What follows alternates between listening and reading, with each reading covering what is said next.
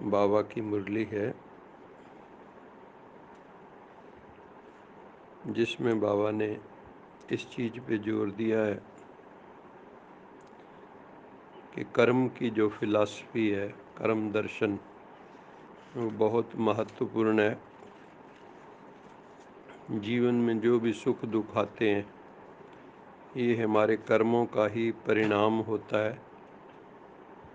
शुभ कर्म करेंगे तो पुण्य फल प्राप्त होते हैं, श्रेष्ठ गति होती है, आत्मा का उत्थान होता है, आत्मा पवित्र बनती जाती है शुभ कर्मों से। और अगर अशुभ कर्म करेंगे, पाप कर्म करेंगे, विकृत कर्म करेंगे, विकारों के अधीन होकर काम क्रोध लोभ मोहवश हम कर्म करेंगे अथवा संकल्प करेंगे, वाणी में आएंगे, तो उससे हमारा पतन होता है, उससे पाप कर्मों का खाता जमा होता है। अब ये जो पाप कर्म बन गए, इनको भस्म करने का एक ही तरीका है, वो है योग। योग की अग्नि। योग की अग्नि में पुराने पापों को हम दग्ध कर सकते हैं। और कोई न विधि है न विधा है। तो आज की मुरली का जो सारांश है वो है, मीठे बच्चे, 21 जन्मों के लिए पुण्य का खाता जमा करना है। थोड़ा बहुत खाता भी जमा नहीं करना।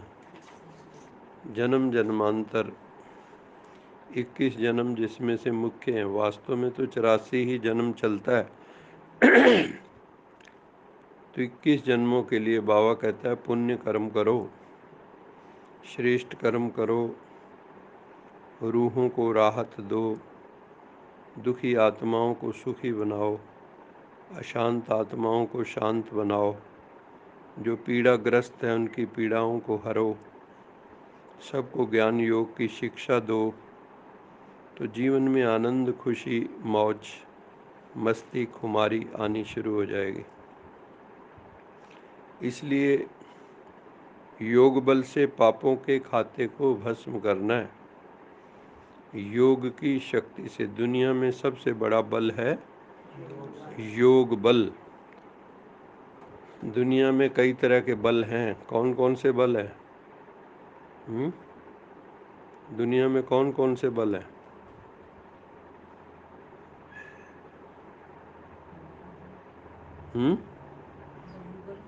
धन का बल है सबसे बड़ा, है ना? और कौन सा है? बाहुबल है।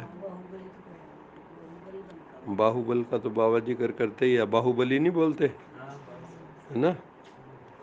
यहाँ यूपी में बोलते हैं बाहुबली, जिनसे दुनिया डरती है। उन पे मुकदमे करते हुए भी डरते हैं, इवन जज डरते हैं। और कौन से बल हैं? सत्ता का बल है, राज्य सत्ता।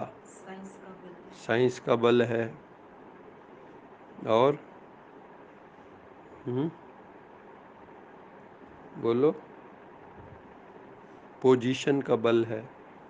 आपकी मान लो आज किसी अच्छी पोस्ट पे बैठे हो कि आपके कलम में शक्ति है ना, तो साफ बोलते हैं सब, उसमें भी बल है, आपकी कलम में शक्ति है। तो दुनिया में कई तरह के बल हैं, लेकिन सबसे बड़ा बल है योग बल, ज्ञान बल, गुणों का बल। इनसे ऊंचा कोई बल नहीं। उसमें भी बाबा सबसे बड़ा योग बल कहते हैं। ज्ञान बल भी है, लेकिन ज्ञान का प्रयोग जब करते हैं तो वो योग बन जाता है। ज्ञान का प्रयोग ही योग है। ज्ञान से हमें पता लगा मैं आत्मा हूँ, और आत्मा में स्थित हो गए तो योग है। ऐसा तो इसलिए बाबा कहता है कि मेरे साथ कनेक्ट हो जाओ, मेरे साथ जुड़ जाओ, अगर तुम शक्तिशाली का साथ ले लोगे तो तुम्हें भी लोग नमस्ते करने लगते हैं। जो मंत्री के पिए होते लोग उनको भी नमस्ते करने लगते हैं। क्यों करते हैं? साहब से मिलवा देंगे। तो इसलिए हमें अपनी आत्मा में स्थित होकर आत्म बल बढ़ा के, मनोबल बढ़ा के, परमात्म बल, सबसे बड़ी जो शक्ति सर्वशक्तिवान परमेश्वर के साथ जुड़ जाएं, उसका साथ अगर हम ले लें तो हमारे अंदर भी शक्तियाँ आ जाएंगी। इसलिए देवियों को शिव शक्तियाँ बोलते हैं। शिव से जिन्होंने शक्ति ली और दुर्गे अम्बे काली बनी, असुर संहारणी बनी, ज्ञान की देवी बनी, धन की देवी बनी, ये सारे बल हैं। तो योग के बल से ही पापों को भस्म कर सकते हैं। जो आत्मा के ऊपर हमने डेंट मार रखे हैं विकारों के, वो डेंट कैसे होंगे? डेंटिंग पेंटिंग कैसे होगी? योग बल से, और कोई तरीका नहीं है। उसके लिए क्या करना पड़ेगा? उसके लिए फिर क्या करना पड़ेगा? योग बल, ताकि हमारा बढ़ जाए। क्या करना पड़ेगा?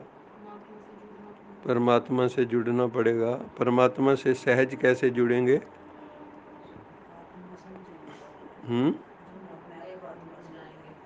हम्म देह भान भूल जाएंगे। और बताओ, योग बल कैसे बढ़ेगा? योग की शक्ति कैसे बढ़ेगी? पावरफुल योग कैसे होगा? पवित्रता से। पवित्रता कैसे आएगी? योग बल से। पवित्रता योग से आएगी और पवित्रता से योग आएगा। बाबा ने कहा हाँ, बाबा का आंसर सुनो। हाँ, बाबा का आंसर सुनो। बाबा ने कहा इसके लिए तुम्हें अंतर्मुखी बनना पड़ेगा। क्या बनना पड़ेगा? ये जो हमारी इंद्रियां हैं ये सारी बाह्यमुखी हैं। हमारा सारा ध्यान हर वक्त बाहर के जगत में रहता है ना? पदार्थों में, विषयों में, इधर उधर, पड़ोसियों में, वहीं वृत्ति हमारी अटकी रहती है। नॉनसेंस में, मोबाइल में। तो ये सब हमें क्या बनाते हैं? बाह्यमुखी। तो बाबा क्या कहता है? क्या बनो? अंतर्मुखी। भीतर की यात्रा पे निकलो। इस वक्त हम बाह्य यात्रा पे हैं, बाह्य मुक्ता की यात्रा पे हैं। तो उससे शक्ति क्षीण होती है। जितना आप बाह्य जगत में अपनी आंखों का प्रयोग करोगे, कानों का, मुख का, इससे क्या होता है? हमारी शक्ति क्षीण होती है। तो इससे बचने के लिए क्या करते हैं? जो बड़े बड़े ऋषि मुनि हैं वो हिमालय में चले जाते हैं कि वहाँ जाके कोई भी आंखों को ऐसी चीज़ देखनी नहीं है। देखनी है तो सुंदर कुदरत देखनी है ना? कानों से कुछ किसी की कोई इधर की उधर की नॉनसेंस सुननी नहीं है, और बोलना भी नहीं कुछ, मौन में चले जाना है। तो अंतर्मुखता में मौन भी आ जाता है। सिर्फ वाणी का मौन नहीं, मन का मौन। मुख का मौन तो आसान है। हाँ, मन का मौन। मन अमन हो जाए, मन सुमन हो जाए। तो मन को कैसा बनाना है हमने? सुमन। मन को क्या बनाना है? अमन। जहाँ फालतू की बातें, फालतू के संकल्प सब समाप्त हो जाएं और हम शांत हो जाएं। जैसे रात्रि में मन शांत हो जाता है तो सुबह कितनी शक्ति महसूस होती। तो इसलिए शक्तिशाली बनना है, आत्म बल बढ़ाना है, योग बल बढ़ाना है, परमात्मा से योग बढ़ाना है। तो उसका एक फार्मूला है अंतर्मुखता, एकाग्रता और एकांत। एकांत में अंतर्मुखता होने लगती है, और जितना आप भीतर भीतर जाते चले जाते हो तो अंदर से बड़े खजाने मिलते हैं। हम्म। इतनी हमारे अंदर है ना, कई बार जैसे मुझे लेक्चर करना होता है ना, तो मैं नहा भी रहा हूँ तो मुझे इतने सुंदर सुंदर कई बार विचार आते हैं कि बच्चों को आज ये बात करूँगा, बच्चों से ये बात करूँगा, लेक्चर करना है तो ये विचार कितना सुंदर है, सब सुनेंगे तो कितना अच्छा लगेगा उनको। तो ये सारा जो है फिर अंतर्मुखता से अंदर से बहुत खजाने मंथन होने लगता है, खजाने निकलने लगते हैं, मोती निकलते हैं, हीरे निकलते हैं, जवाहर अंदर से ही निकलते हैं। इसलिए बाबा कहता है कि अंदर खोए खोए रहो, है ना। जितने भी महापुरुष होते हैं वो क्या करते हैं, बीच में दुनिया में रहते हुए भी दुनिया में नहीं रहते। दुनिया में रहते हुए भी दुनिया में नहीं रहते। वो दुनिया में कैसे रहते हैं, कमल फूल की तरह, कीचड़ में भी न्यारे प्यारे, या किश्ती जैसे पानी में रहती। अगर पानी किश्ती में आ गया तो डूब जाएगी, लेकिन पानी में किश्ती रहे कोई हर्जा नहीं। किश्ती में पानी नहीं आना चाहिए, मतलब हम संसार में रहे कोई हर्जा नहीं, संसार हमारे भीतर रहे तो डुबो देगा संसार हमें, और ईश्वर रहे तो हल्का कर देगा, उड़ा लेगा, है ना। जैसे एस्ट्रोनॉट से दोस्ती हो जो आसमान में जाते हैं, तो भगवान भी एक तरह एस्ट्रोनॉट ही है। उसके साथ जाओगे तो वो, ये तो चंद्रमा मंगल और दूसरे ग्रहों तक जाते हैं, वो तो उससे भी पार परम धाम की यात्रा पे ले जाता है।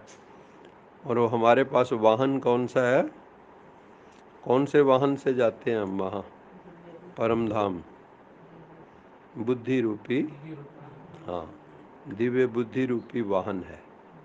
अगर आपकी बुद्धि दिव्य है, श्रेष्ठ है, पवित्र है, निर्मल है, संसार में रहते भी संसार से परे हो, ये बहुत बड़ी बात होती है। सुनते हुए भी नहीं सुनते हो, देखते हुए भी नहीं देखते। बाबा कितनी मुरलियों में कहते, बच्चे देखते हुए भी ना देखो, मतलब उसका असर तुम्हारे चित्त पे, मन पे रेखाएं ना बनाए। अगर तुम्हारे मन बुद्धि पे रेखा बननी शुरू हो गई अटैचमेंट्स की, है ना, फिर उसको मिटाने में टाइम लगता है। तो दुनिया में रहो, दुनिया आप में ना रहे।